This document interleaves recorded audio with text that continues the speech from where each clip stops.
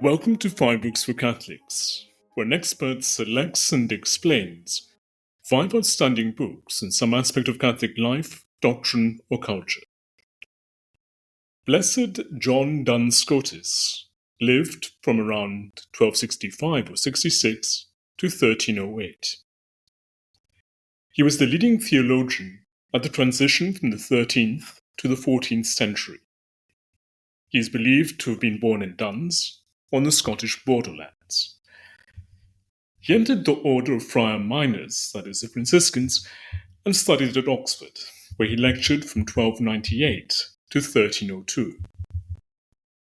In 1302, he transferred to Paris, but he and 82 other Franciscans were forced to leave the city in 1303, when they sided with Pope Boniface VIII against Philip IV of France. He returned in 1304 and was appointed the Franciscan Regent Master at the University of Paris. In 1307, he was transferred to the Franciscan House of Studies at Cologne and died there the following year. The epitaph on his tomb in Cologne reads, Scotia me genuit, Anglia me suscepit, Gallia me docuit, Colonia me tenet. That is, Scotland begot me, England took me in, France taught me, Cologne holds me. In this interview, Thomas M. Ward discusses Scotus and the best way of approaching his writings. Thomas M. Ward is UNSC Assistant Director and Associate Professor of Philosophy at Baylor University. His research is on the history of philosophy, especially medieval philosophy, the philosophy of religion, and metaphysics. He is the author of John Duns Scotus in Parts, Wholes, and Hylomorphism, published by Brill, Divine Ideas, and Ordered by Love, an introduction to John Duns Scotus.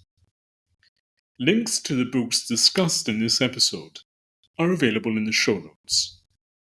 And if you have a moment, please support this podcast by leaving a top rating on the platform of your choice. Professor Ward, welcome. Thank you, Father Farrell. Thank you for having me. What drew you to study the writings of Blessed John Duns Scotus? Originally, I was interested in the medieval reception of Aristotle in general, in a very general way, but in particular with respect to natural philosophy. And so I was very interested in hylomorphism and teleology and essentialism, and was first drawn to Thomas Aquinas above all other medieval authors. And then sometime in graduate school, when I had to select a dissertation topic, I realized that quite a lot had been written on Aquinas's natural philosophy, but comparatively little on Duns Scotus's. And so as I was exploring dissertation topics, I really, in one sense, you might say that I came across Scotus on accident. I wasn't formed within the Catholic intellectual tradition, and so I wasn't aware of some of the, what you might call, battle lines or between different schools of thought in the Middle Ages. I was just an eager Catholic intellectual without a certain kind of school formation. So the more I read about Scotus, the more interested I became in his natural philosophy and his pluralistic approach to hylomorphism, and so settled on that dissertation topic. And then it was in the course of becoming a doctoral level expert on Scotus that I began to read a wider range of his thought and found myself oftentimes sympathetic, always intrigued, and so just kept at it now for 20 years or so. Now, why should anyone who is neither a trained philosopher nor theologian bother to read John Duns Scotus? Well, I think that the aspect of Scotus's thought for which he is most honored within the Catholic Church is, of course, his teaching about the Immaculate Conception. As you know, Father Farrell, there was a broad medieval consensus that by the time Mary was born, let's say, she had been cleansed of all original sin. And so she had received a very special grace in that sense. But what was almost unique about Scotus was the way in which he tried to push that just a little bit further. So that at no moment was Mary with original sin. And this was at first controversial within the schools, but eventually, of course, as we know, it was dogmatized. And so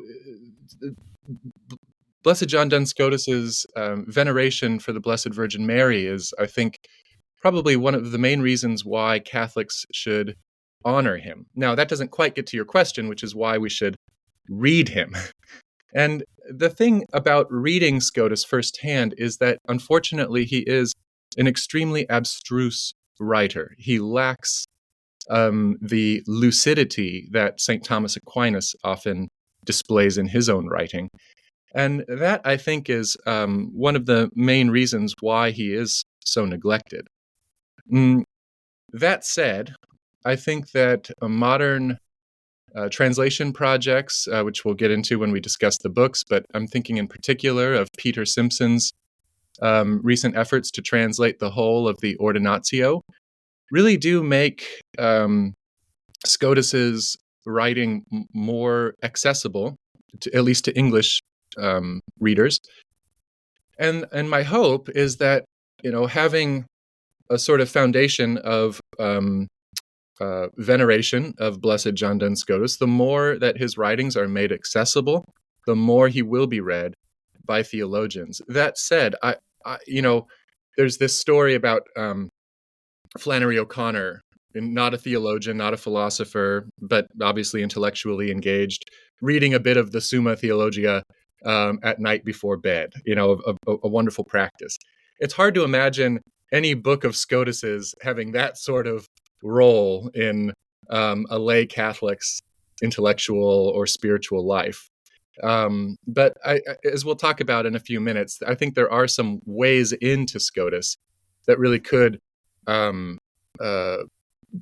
generate the appeal that people like me find in Scotus.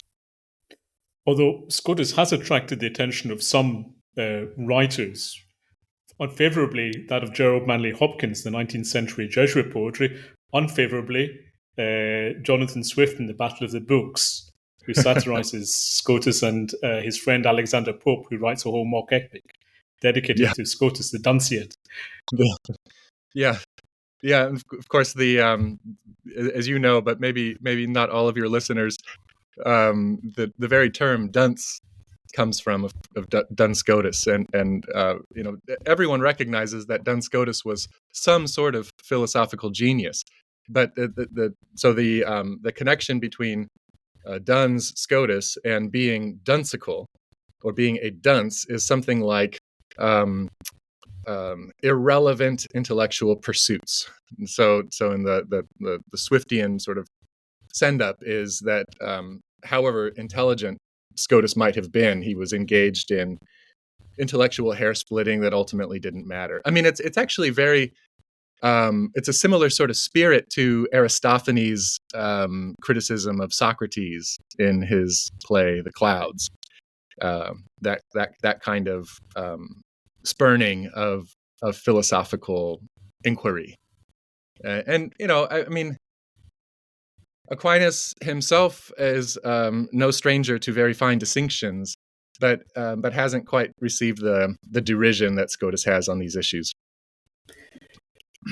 Like any master at universities at the time, Scotus lectured on the sentences of Peter Lombard, a precedent that was probably set by his Franciscan predecessor Alexander of Hales.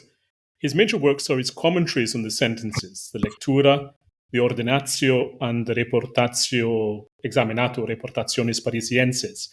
Can you explain the chronology and status of these essays? Yeah, roughly. The Lectura is his first go at the sentences, and he completed these in Oxford before moving to Paris. The Ordinatio is considered his most thorough sentences commentary. Ordinatio is, roughly could be roughly translated here as carefully edited or ordered for publication. There are significant portions of the Ordinatio that were never finished, and so in order to get a complete sentences commentary of the caliber of the Ordinatio, we have to supplement, and the Vatican editors of his critical edition have made attempts to supplement in those ways. And then this third, the Parisian reports or the examined reports, these are student transcriptions of Scotus's late Paris lectures that Scotus had some sort of editorial management over, though never finished. And in some cases, we can look to the Paris reports as offering the most advanced or sophisticated expression of Scotus's views on various topics, though they aren't complete. And so we look to the Ordinatio as sort of the home base, as it were, of Scotus studies, and then look back to the Lectura or forward to the Paris reports as needed in order to fill in Scotus's overall view about whatever topic. Why is Scotus known as the subtle doctor, Doctor Subtilis? Yeah, he's known for making these, for introducing these different types of distinctions in order to explain his philosophical and theological theories, and they're quite difficult sometimes to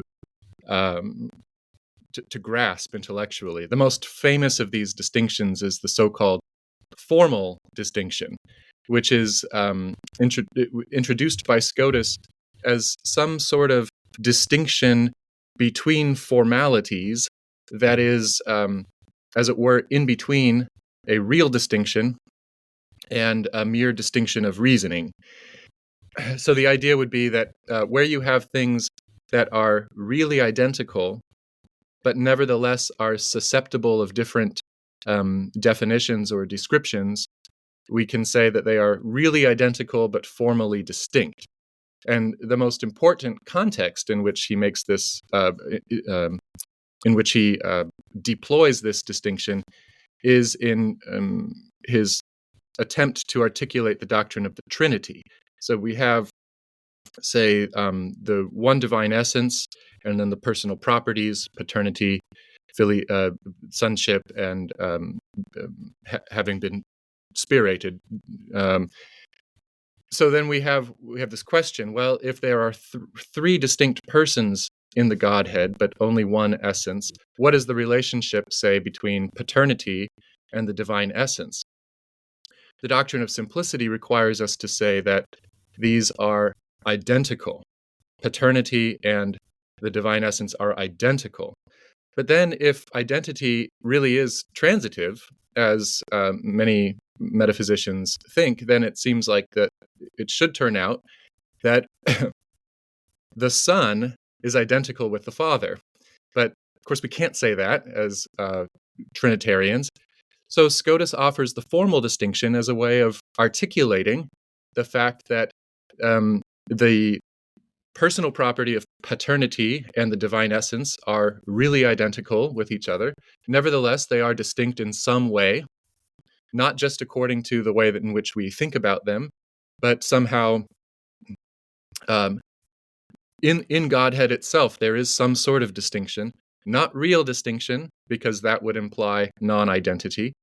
Therefore, some other distinction, call it the formal distinction, where the formalitas of divinity and the formalitas of paternity are really identical and yet obviously distinct in some way, formally distinct. So that's maybe an example of that sort of difficult metaphysical reasoning is quite subtle. It's hard to understand. It's hard to articulate, and this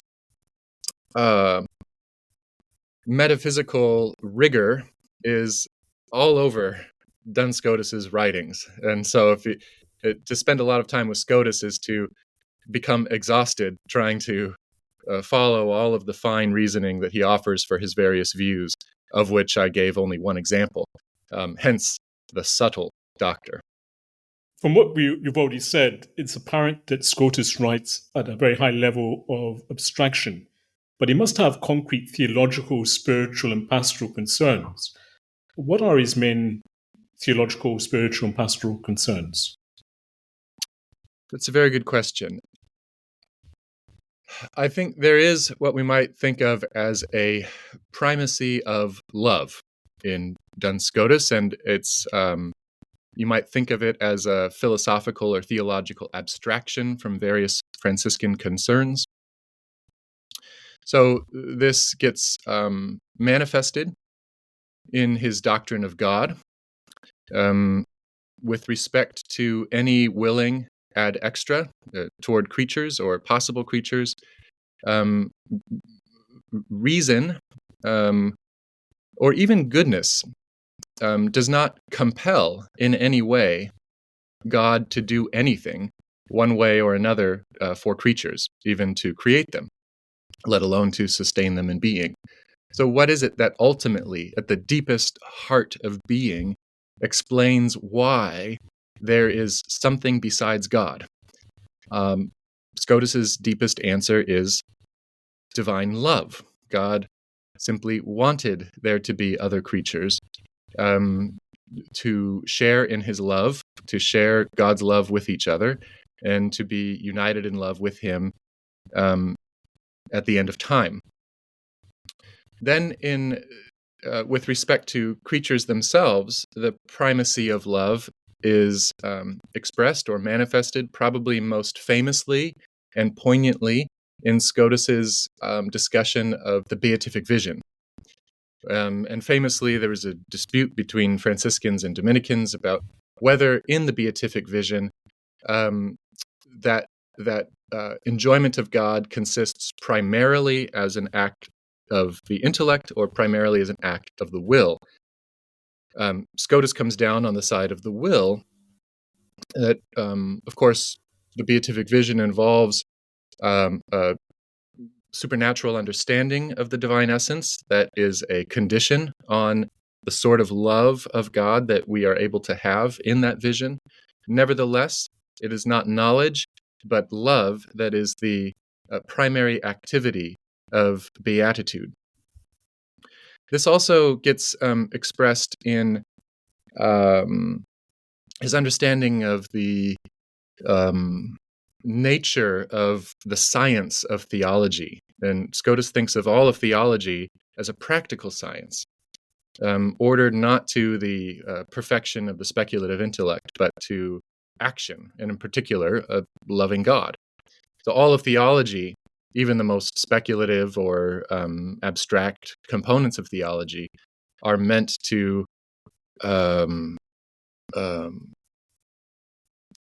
promote the love of God. So I think that thinking of the primacy of love, both as applied to the divine nature itself and as applied to human beings, is a good way into some of Scotus's primary concerns. And in this context, I'd be remiss not to mention maybe one of the most startling aspects of Scotus's theology, which is the primacy of the incarnation, the idea sometimes called the Franciscan thesis, not original to Scotus, but articulated by him in a superlative way. The idea is this: if Adam and Eve had not sinned, would God have become incarnate? And Scotus answers decisively yes, because, he says, it would be unfitting of God to make fixing the sin problem, as my teacher Marilyn Adams put it years ago, it would be unfitting of God to make fixing the sin problem the primary reason for becoming incarnate in Christ Jesus. Instead, the primary reason for the incarnation is love. It is a non-necessary, free way in which God unites himself with his creation to demonstrate his love, to share his love in a very peculiar way, and so then to unite all human beings in that love through the incarnation. So the idea that if even had, perhaps per impossibile, given certain counterfactual facts about divine willing, if Adam and Eve had not sinned, Christ would have become incarnate anyway.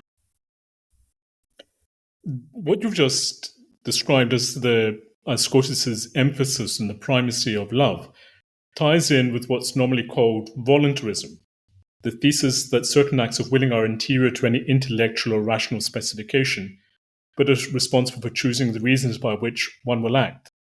Scotus, as is commonly acknowledged, is a voluntarist. Did the early Franciscan intellectual tradition influence his commitment to voluntarism, or external factors such as the Archbishop of Paris's apparent endorsement of voluntarism in the condemnations of 1277? Yeah, that's good. I mean, you already have what you might think of as the foundations of voluntarism in the Franciscan emphasis on love as the primary activity of beatitude. But I think that you're quite right to emphasize the condemnations of 1277 as influential on Scotus's own thought. Voluntarism of the theological variety, as it applies, say, to metaethical views about God's relationship to moral norms, I think it's best to look at that as one instance of a much broader emphasis on divine freedom. So if God is not constrained in any way to create the world at all, or to create a particular type of world, or to do anything one way or another toward creatures, then, and instead everything that he does do to create and sustain and to beatify is free, then it begins to make sense to suppose that moral norms themselves are in some way within the scope of divine willing. Now, there is a lot of debate among scholars about just what sort of control God has over moral norms, what he can or can't do with respect to changing the moral law or changing the natural law. I think that's a very interesting debate. I tend to think of Scotus as not quite as extreme on these issues as other scholars do. In this respect, I, in some ways, follow Father Alan Wolter, probably the greatest Anglophone Scotist of the 20th century, in thinking that while God does indeed have certain freedom over the moral law, we shouldn't conclude that he could make evil things right and vice versa. And it's not we don't get a willy-nilly sort of moral universe as a result of this Franciscan and Scotist emphasis on divine freedom. By the way, there is evidence in Scotus that he explicitly takes the condemnations of 1277 to be authoritative over his own theorizing. Not in this particular context, but just in general. He does seem to have thought that he was bound in his theoretical work by the condemnations. Thank you for listening. To read or listen to the rest of this interview and gain full access to our archive, visit 5booksforcatholics.com and become a premium subscriber. If you've enjoyed this episode, please subscribe to the podcast and give it a top rating on the platform of your choice. That way, more people can discover it. You can also support the podcast and help us produce more interviews like this one by making a one-off donation via the link given in the show notes. As little as $1, £1, or €1 can help and will be greatly appreciated. Thank you once again, and God bless.